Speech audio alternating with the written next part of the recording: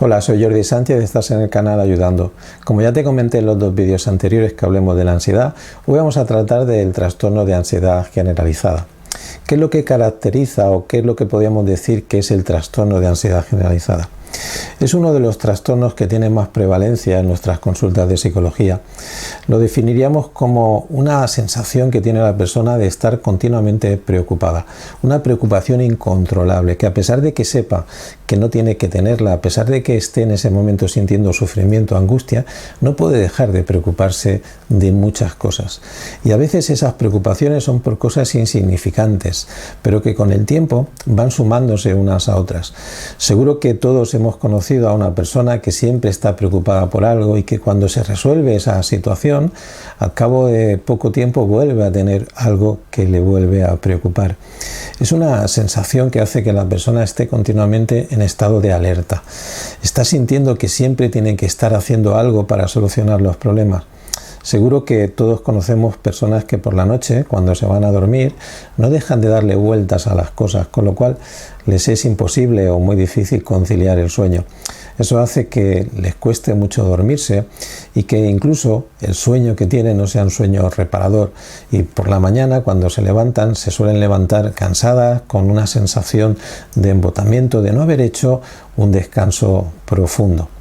Incluso son personas que suelen tener dolores de cabeza frecuentes, la sensación de la cabeza embotada, como si les costara muchísimo tomar decisiones, están teniendo problemas de memoria, con lo cual empiezan a creer que tienen algún problema grave, como demencia, como Alzheimer. Incluso vienen a la consulta con este tipo de demandas. Luego, cuando analizamos la situación, vemos que en realidad lo que está pasando es que están teniendo un cuadro de ansiedad. ¿Qué ocurre? Cuando una persona tiene un cuadro de ansiedad, se activa el sistema nervioso simpático y lo primero que hace el sistema simpático es prepararnos para una situación de amenaza, de peligro. Segrega una hormona que se llama cortisol, que hace que el organismo permanezca en un estado de tensión para poder reaccionar de forma pronta y fortuita ante las situaciones del entorno. ¿Qué ocurre? Que eso hace que la persona tenga la sensación de estar tensa, los músculos se suelen agarrotar, suele tener dolores musculares, tensiones, suele ser más propensa a tener algún tipo de contractura y al final eso causa cansancio y agotamiento. El cerebro es uno de los órganos que gasta más energía y si tenemos una continua preocupación constante por las cosas, pues evidentemente esto nos pasará factura y tendremos cansancio. Como percibe que hay una amenaza y que tiene que solucionar las cosas y que hay cosas que son en este caso muy importantes, casi todo lo ve muy importante, tiene el cerebro continuamente activado, con lo cual le cuesta no solo almacenar la información, sino recuperar la información que ya tiene. Por eso a veces tiene esa dificultad de poder encontrar una palabra o de recordar algún suceso o alguna situación del pasado.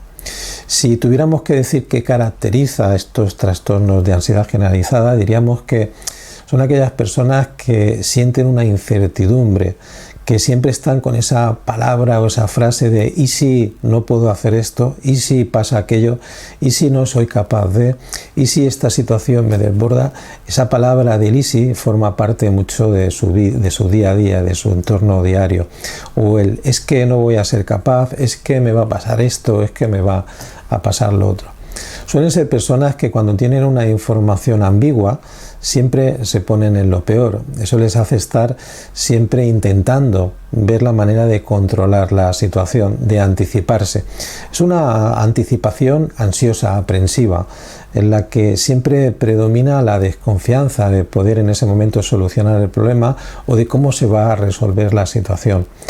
Suelen ser situaciones en las que esa incertidumbre, esa duda, genera un estado de inquietud interna que muchas veces consume, como decíamos antes, demasiada energía y llega a crear un estado de irritabilidad.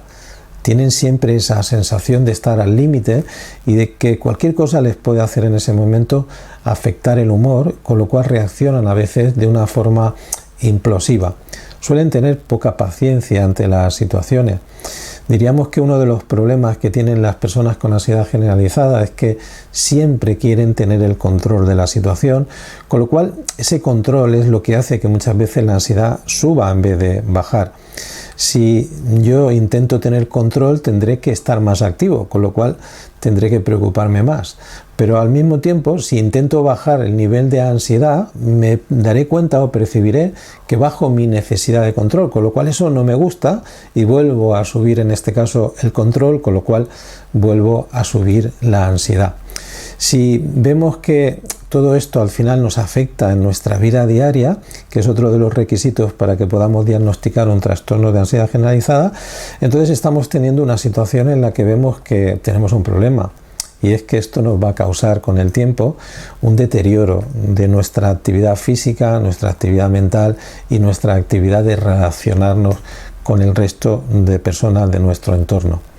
Si tuviéramos que hacer una distinción entre lo que sería el trastorno de ansiedad generalizada y el trastorno de pánico o el trastorno de angustia, diríamos que el trastorno de ansiedad generalizada no tiene tanta prevalencia a nivel genético y familiar como el trastorno de angustia.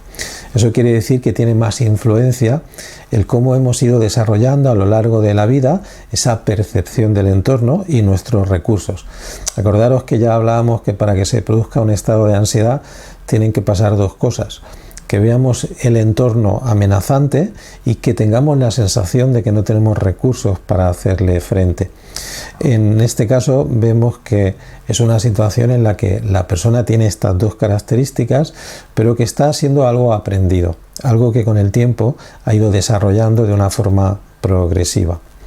Eso no quiere decir que haya también, en este caso, pues en la familia gente que tenga ansiedad generalizada, pero que no tiene tanta prevalencia o tanta importancia a nivel genético como los trastornos de angustia o de pánico.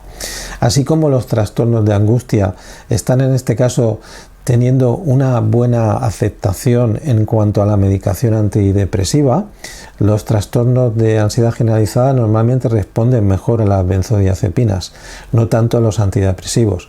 Pero como ya sabéis, desde el punto de vista psicológico, este tipo de problemas de ansiedad siempre tenemos que intentar afrontarlo, aprender a manejarlo y dejar la medicación como último recurso, porque la medicación te hará bajar el nivel de estado de alerta durante el tiempo que estés tomando la medicación, hará que el sistema simpático deje de actuar de una forma tan intensa y que se dispare el parasimpático, pero no aprenderás a afrontar las situaciones, con lo cual cuando deje de tomar la medicación volverás a tener el mismo problema y con la sensación de que no has avanzado, de que te has quedado estancado, con lo cual te sentirás todavía con más incertidumbre y con más ansiedad. Una vez que tenemos definido en rasgos generales qué es el trastorno de ansiedad generalizada y que todos en alguna ocasión hemos conocido a esa persona que tiene este tipo de problemas, que se preocupa por todo, que al final todo lo hace como demasiado intenso, que no encuentra nunca algo que le satisfaga, que no está a gusto en ningún sitio, que se tiene que ir, que siempre está acelerada, que está muy impaciente, que no duerme bien por la noche. Vamos a hablar de cómo podemos empezar a tratarlo. Primero te voy a explicar y te voy a dar unas pequeñas pautas para que tú puedas hacerlo y después hablaremos de cómo podemos afrontarlo desde el punto de vista del tratamiento psicológico en la consulta.